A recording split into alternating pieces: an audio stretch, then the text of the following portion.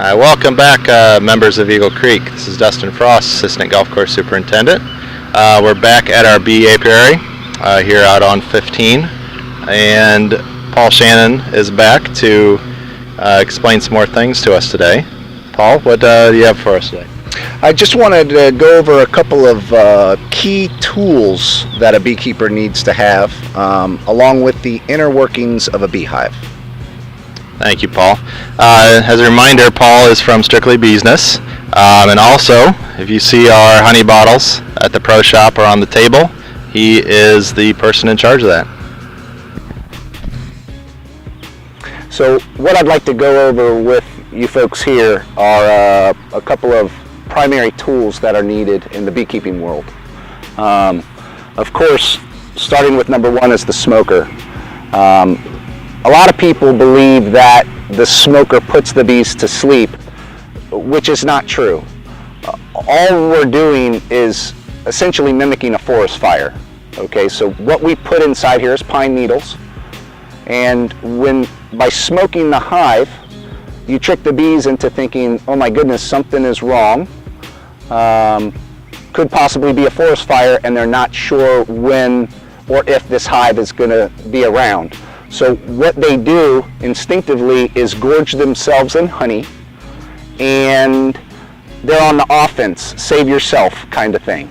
Instead of not having any smoke, they're on the defense, wanting to get the guy in the white suit.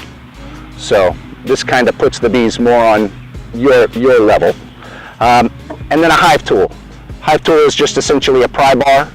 You can imagine with wax, honey, and propolis inside of a hive, how gummed up it can get. So between the smoker and the hive tool, can't leave home without it. What we have here is considered your typical beehive box. The name of it is a Langstroth box. Lorenzo Langstroth invented this box back in the 1900s. He came up with an efficient way to raise honeybees without disrupting the flow of the hive. So what this is considered is the brood box. It's where we can find the queen.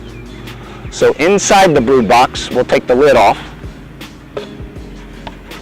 You'll find a queen excluder.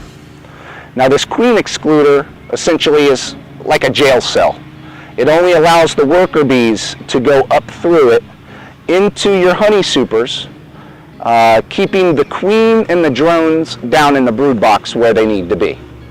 So having this method the way it is, when you go and pull honey supers that are off the top of this box, it is nothing but pure wax, pure honey, and pure bees. No larvae, no eggs, no queen, nothing that could disrupt flow of the hive.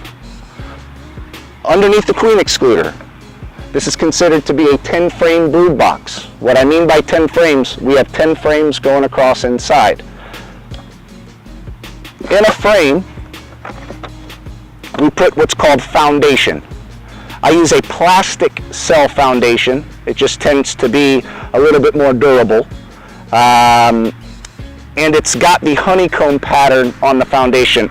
It just allows the bees to draw off of it faster, more efficiently, and really keeps the flow inside the hive nice and not gummed up.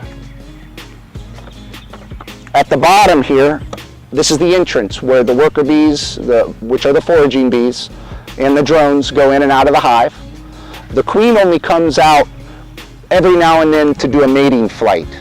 She'll go about 20, 30 feet in the air and do her mating up there. Hopefully she goes back into the box and we can continue raising honeybees.